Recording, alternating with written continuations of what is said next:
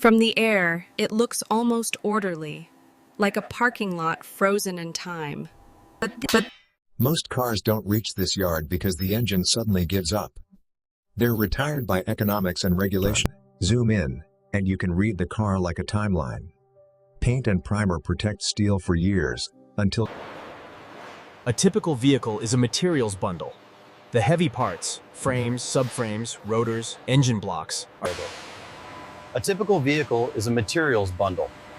The heavy parts, frames, subframes, rotors, engine blocks. This is the first principle of the whole operation. Steel is easy to capture. A magnet doesn't just move metal, it's source. To a steel mill, scrap is not random. It's an ingredient list. Yards grade metal by thickness. Here's the transformation we're building toward. Cars turned into rail. Steel reshaped into a profile design. In the next steps, these cars won't be repaired or restored. They'll be reduced, sorted, and reborn. Before a single car is shredded, it has to be disarmed. Depollution is the safety gate between vehicles. This phase is basically industrial unmixing.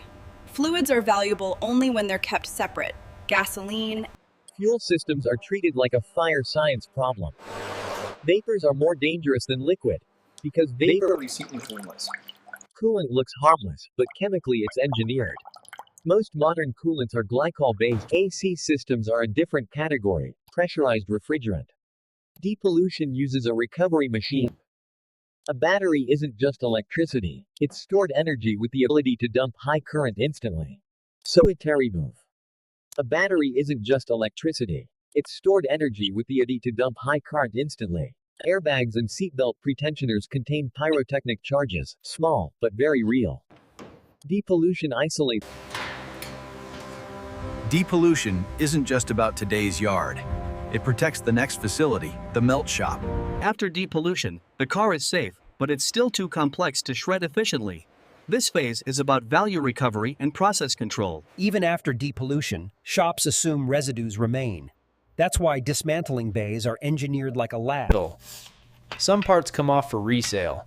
Others come off because they're dense scrap, ideal for melting. This is where recycling becomes metallurgy.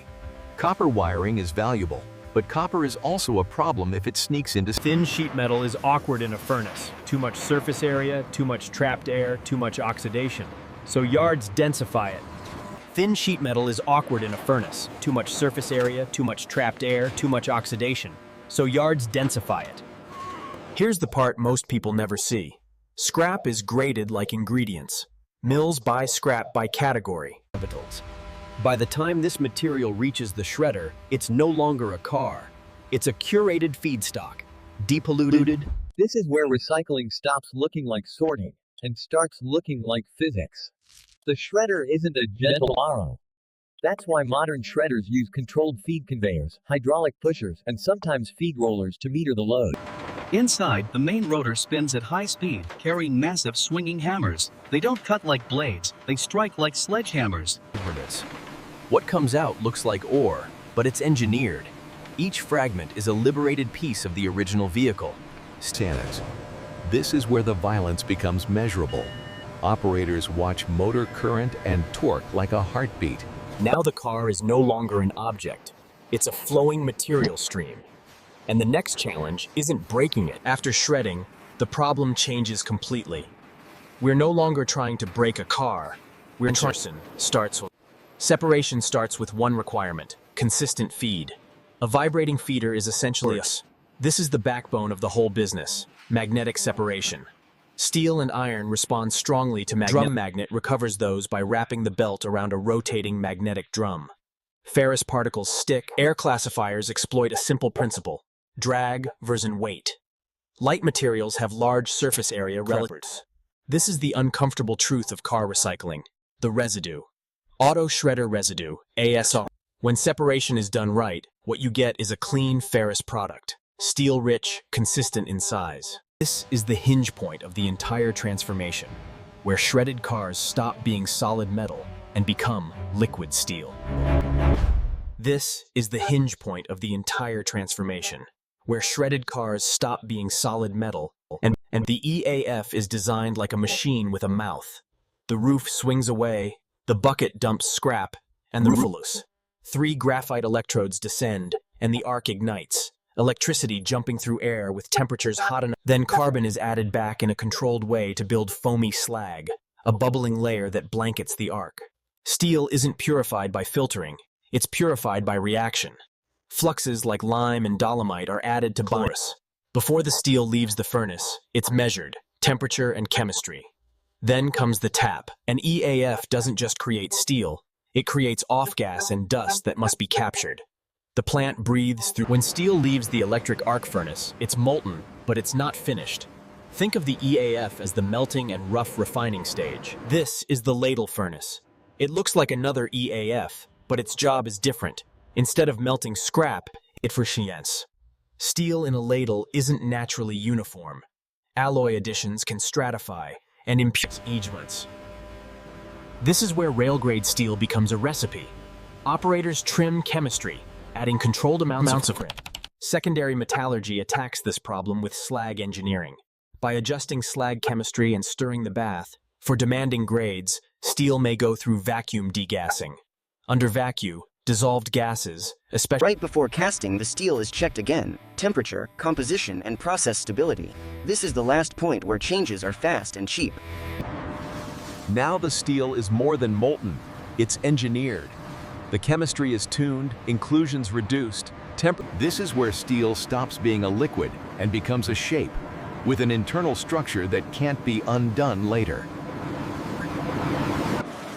A continuous caster is all about flow control. The ladle sits on a rotating turret. A continuous caster is all about flow control. The ladle sits on a rotating turret, ready. Steel doesn't go straight from ladle to mold. It passes through the tundish, a refractory line holding vessel and buffer that act. The mold is typically water-cooled copper, chosen because copper pulls heat away incredibly fast. As molten steel enters, to keep that shell stable, casters use mold-level sensors and automatic control systems that adjust flow in real time. Below the mold, the strand enters secondary cooling. Banks of sprays and rollers that continue extracting heat. Rollers guide it through a straightening section. Then the continuous strand is cut into blooms using high-temperature torches. Before rolling, blooms are inspected because surface cracks and defects can grow during deformation. Markings.